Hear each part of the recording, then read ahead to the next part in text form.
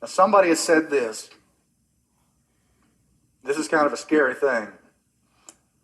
Every nation gets the government it deserves. Every nation gets the government it deserves.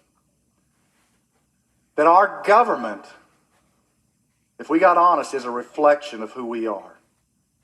The flaws that we have as a people is reflected or magnified in our government. And when we don't like what we see there, it's often because of what we really would see in the mirror if we looked hard enough. Back in the 1700s, this is a quote from the 1700s, the late 1700s. Somebody said this about democracy.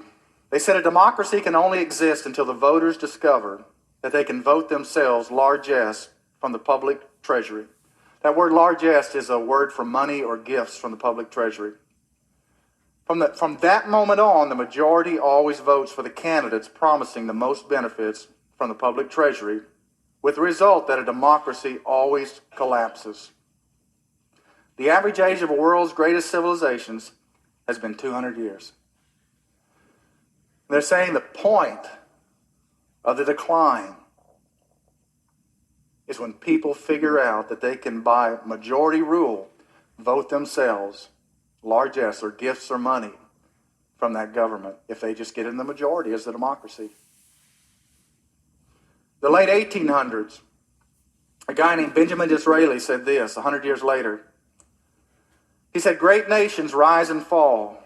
The people go from bondage to spiritual truth, to great courage, from courage to liberty, from liberty to abundance, from abundance to selfishness, from selfishness to complacency, from complacency to apathy, from apathy to dependence, and from dependence back again to bondage."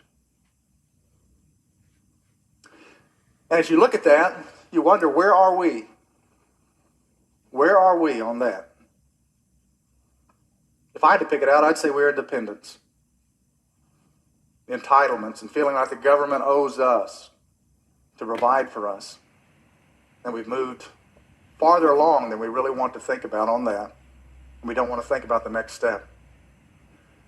You know, during Paul's day in this Roman government, part of what they did, and part of what, if you visit Rome, you'll see the Colosseum, and they would fill the Colosseum with 50,000 people. And part of what they would do there is they would have Christians whose lives were taken by wild animals or they were murdered there for sport. But you know, at the same time that was going on in the Colosseum, that underneath the streets of Rome were places called catacombs. These tombs where people were buried, where Christians would meet in secrecy and pray for things to change. You know, that's where it's all going to start.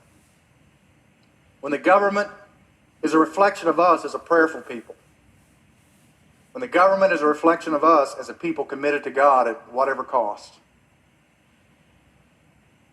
You know, the Bible says that in 2 Chronicles 7:14, when my people who are called by my name humble themselves and pray, turn from their wicked ways, then I will hear from heaven, will heal their land. The first step is recognizing where we are. The second step is using our freedom that we do have and using it properly. But all that will make no difference unless we become the kind of people that God can begin to use to change our society, to change hearts, to get truth out there. And then our government will begin to reflect a people whose heart is toward God. I don't know what God has in store for America in the next decades,